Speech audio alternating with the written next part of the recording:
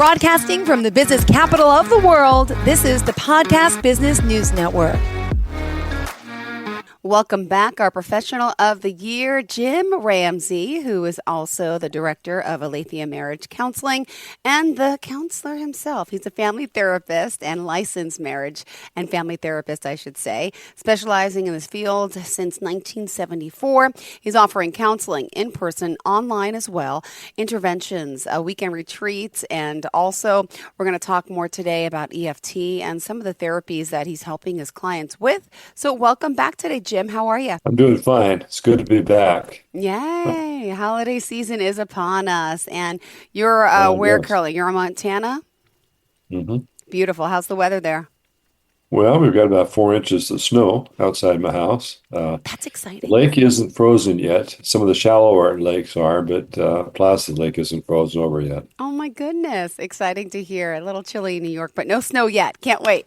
AletheaMarriageCounseling.com. That's how you can reach out to him. And where did you want to start for today? I know we have lots to get through, but a little recap from last week, right? We were talking about EFT therapy. Do you want to just give us a little background on that?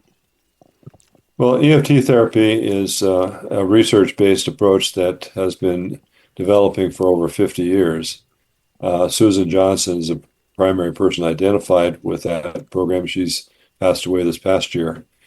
She and John Gottman, their approaches are very close. They deal with a lot of the same issues, but work with them in different ways. And so the main thing with EFT is it's really hands-on, focused on processing emotions, helping people speak about their emotions in a way that works rather than reacting to their emotions and causing reaction in their partner and getting into emotional upset instead of breakthroughs. And so it's interesting. They use the analogy of the dance. It's the music is the emotion. And, you want to have a music that you're comfortable with and you enjoy and you can dance to. And you don't want to get into a dance that is damaging, like they're stepping on each other's toes kind of thing. But you want to flow together with a really loving connection emotionally. Oh, it's the music of dance. I love it. Reminds me of the song by Leanne Womack. I don't know if you're a country fan. Do you know that song? I Hope You Dance, it's called. Or Garth Brooks, The Dance. Very fitting for us. All right, so anything else you want to talk about the music of dance before we move on? No, I think that the way I incorporate my work is I do most of the Gottman material on Zoom. They read a book and we go through that together until they're completed with it. They've taken the Gottman inventory so we know what the problem areas are and what we're working on and what the solutions are. So that's a pretty cut and dried approach that really helps you know what the problems are and work on them.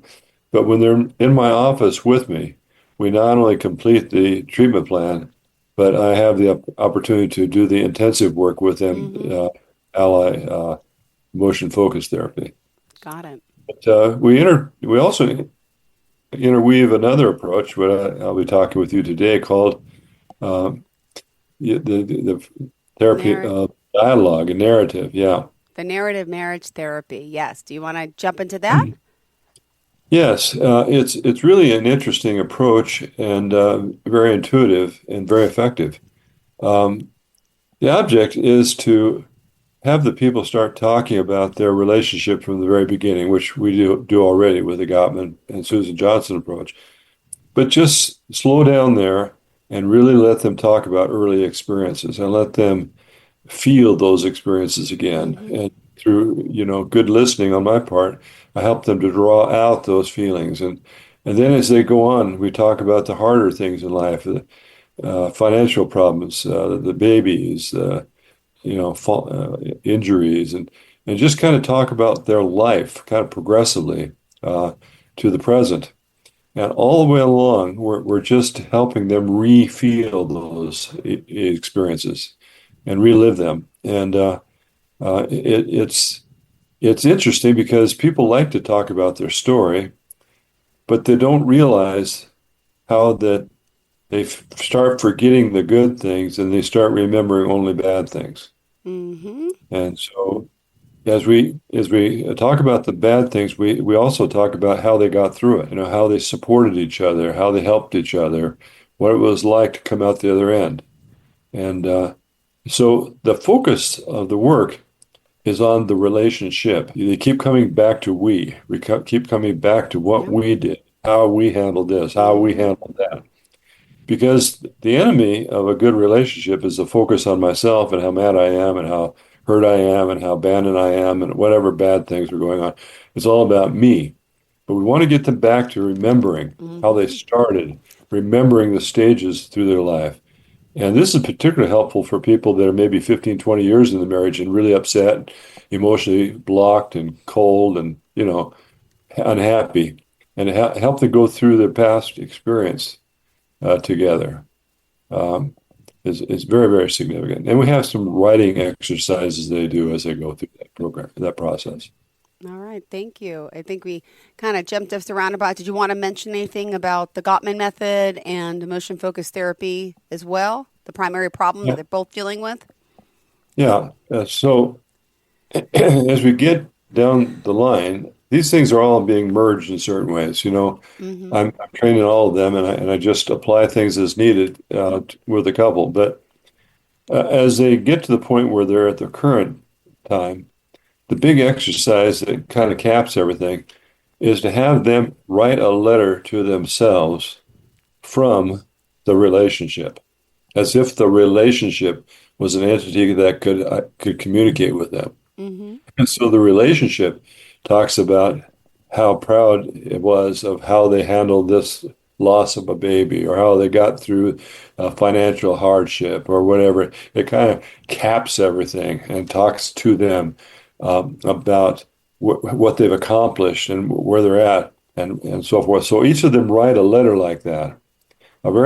Just a, don't go fast. Let the relationship speak to you about what we've accomplished. And then they read these letters to each other. And I'll tell you something, that exercise and that process really helps them to realize, man, we are a couple and we've been a couple for 25 years or 10 years. And we are proud of ourselves. And they're all into we now instead of me. Yeah. Uh-huh. Very important. Very, very, very important. And then, of course, all the training of how to deal with traumas from the past, all these things that Gottman does and Susan Johnson, these things are all included. But getting them to focus on their accomplishments as a couple is very important.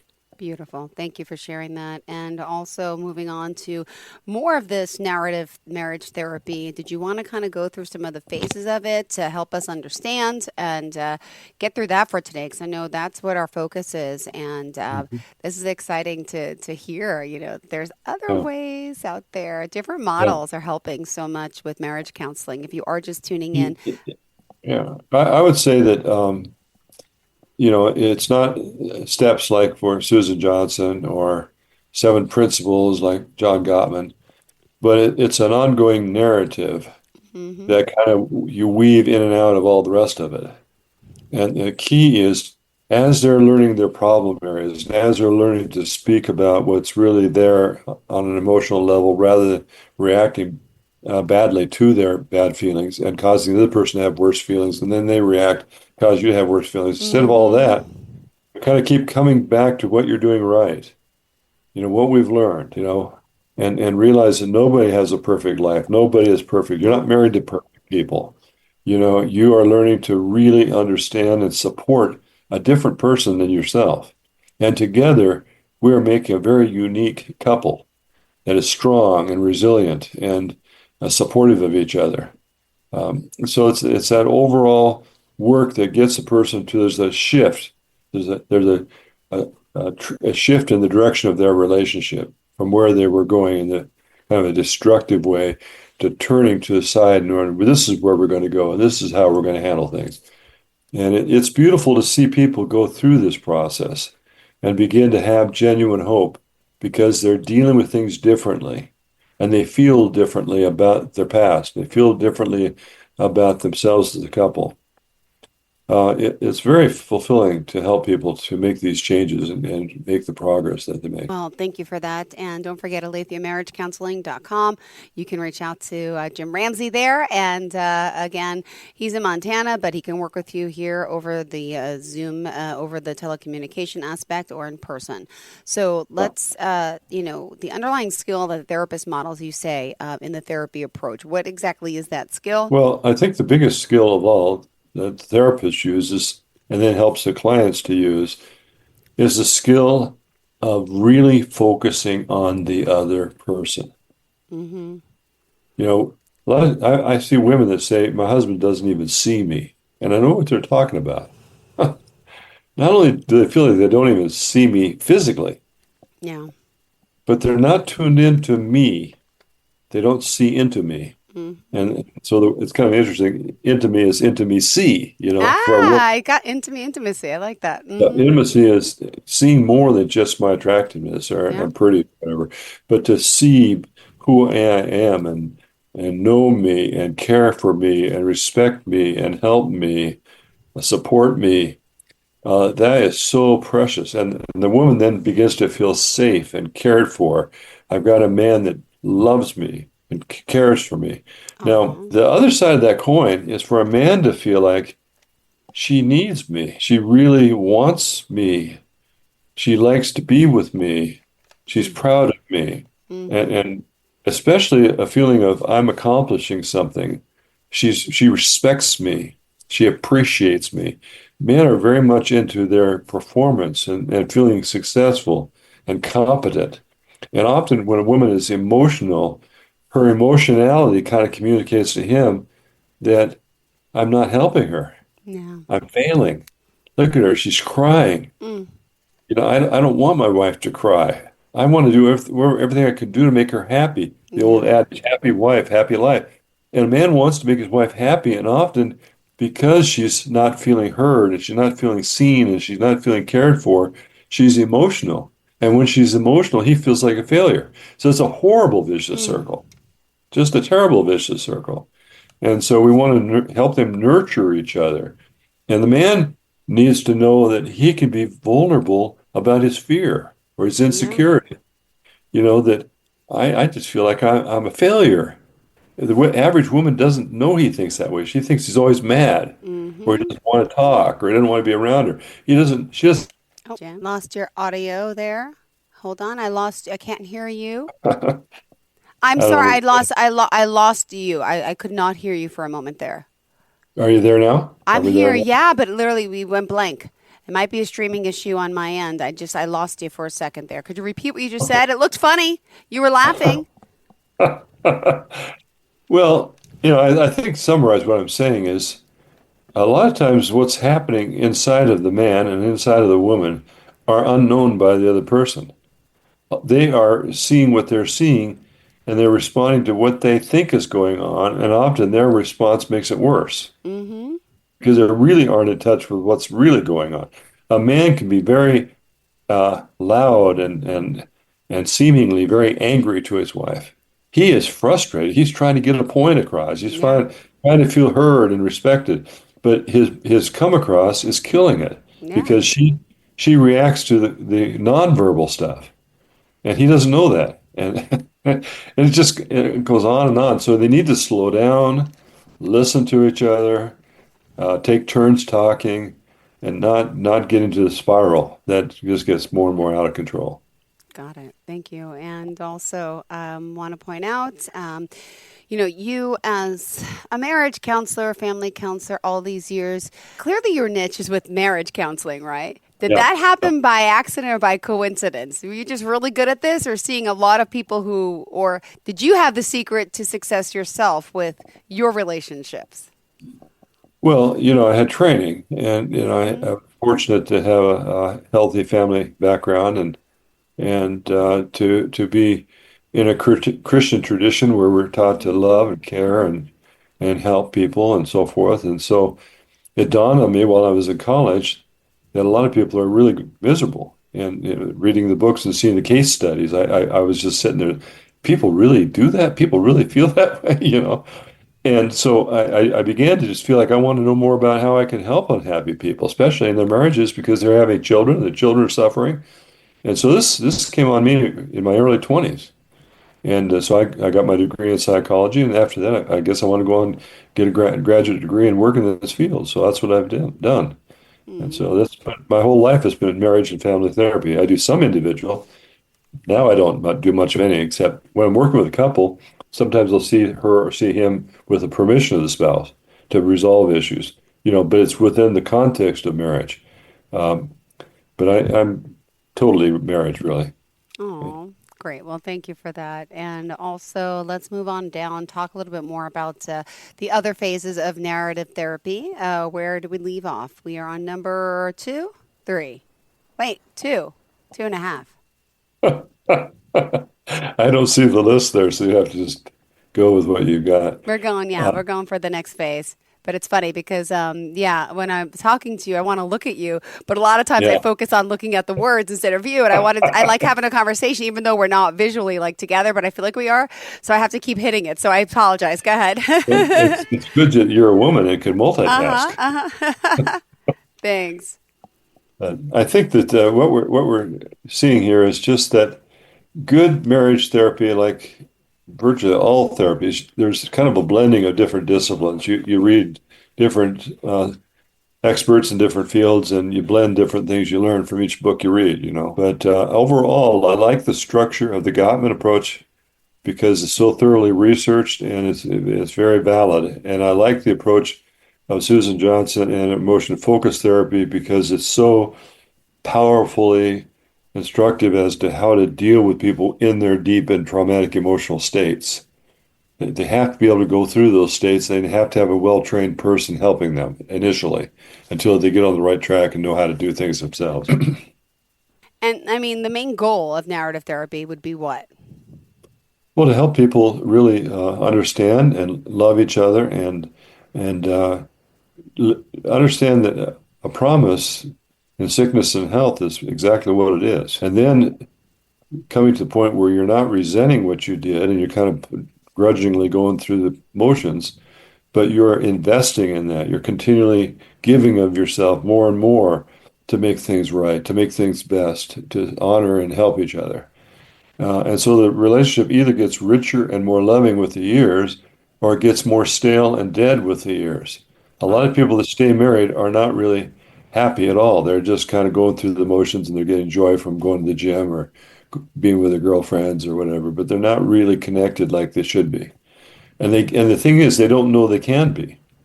They've yeah. accepted it. They think that's just the way it is.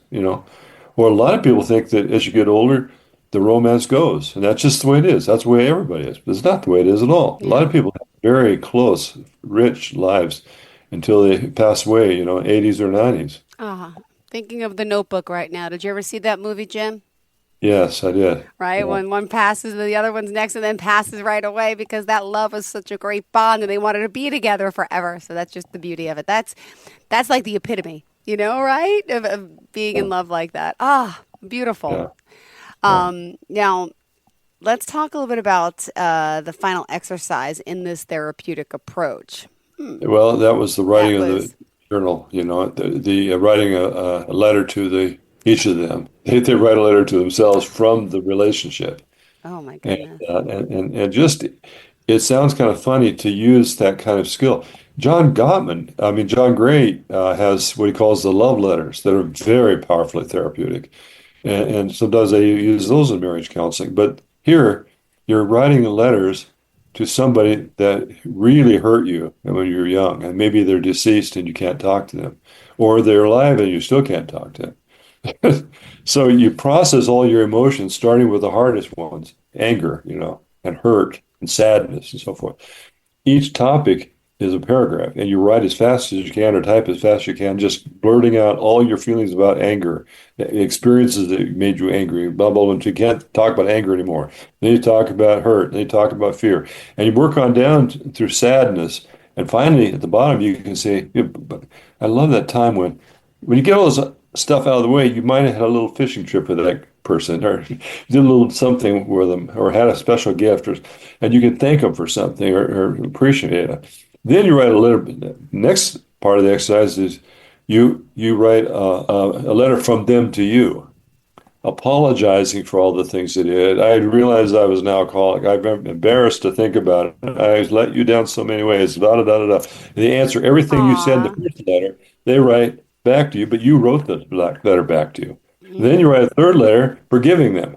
I realized that nobody's perfect, and you had trouble with alcohol there for a while, and it was hurtful to you and me both. And you go on down until you can say, I love you at the end, or love dad, or love your son, or something. And those letters can just release so much emotion because Mm-hmm. as you're writing, you're emotional. A lot of times you're crying when you're typing or writing. Yeah. And the whole exercise, then I'll have it go over it in a session. But to let this go and forgive people, there's a lot of people in terrible bondage to anger and hatred and fear and the hang-ups that they have that they continue to blame on their partners, their spouse, their parents. And anyway, there's quite a few things we do in therapy that are really helpful, and those are some of them. Got it. Well, thank you. And we still have a few more minutes left. Obviously, what else did you want to make sure we chat about for today? Well, I think if we're going to continue doing podcasts and so forth, it might be helpful for some people to write letters, ask questions. I do some of this on social media. People will write in questions, I'll answer them. But I want whatever I'm doing to be as relevant as possible. And so that's the main thing. I want to be answering questions people want answered, and uh, and of course, if people feel like they can relate to me, they need to write me or call me so I can help them personally. You know. Oh, well, you know what? It's what you do is, it's always, trying, right? And you're helping people in trying times. But yeah, if people have any questions, feel free to call us 631-307-4031, 631, sorry, 307 4010. Call that line, 631-307-4010. And in the meantime, if we want to reach out to you directly, how do we share? Would you mind sharing your contact information? Yeah, the simplest way, of course, and people have an aversion now to phoning, it seems like, but you can call me at 406-370-3515, or you can text me at Jim Ramsey, MT as in Montana, at gmail.com. Perfect. Thank you so much, Jim. And here are the holidays. Here, the stress is upon us. Any advice for us to get through these next, week or two? Well, try to get where you're going and be safe. And then once you're there, just focus on anything you can that's positive. Yeah. Try not to get caught in some kind of a reaction or some kind of hurt. But try to understand each other and where they're coming from and be supportive of each other. And not let your Christmas be spoiled. Aw. Thank you for that. All right, Jim. Pleasure having you back as always. Merry Christmas, Happy Hanukkah to everyone out there. Happy New Year. Wait, next week is Christmas a week from today? Or it's Tuesday? I'm so confused. When is Christmas? Hold on, It's I'm going to coming look up at my pretty calendar. quick, I think. It is. Yeah. Oh my gosh. So we're not on next Wednesday. Clearly, it's Christmas Day. Oh my gosh. A week from today. I had no idea. All right. So I guess we're talking. A week from today is Christmas. Is that Yeah, right? it is. That's why I'm confused. Wow. I guess we'll be talking after the holiday then. Well, you let me know what you want to do, and we'll do it. Thank you so much. You have a fantastic day. Oh my goodness. Wow. Thank you. Take Thank you. care. Bye-bye. Enjoy. Bye bye, everyone.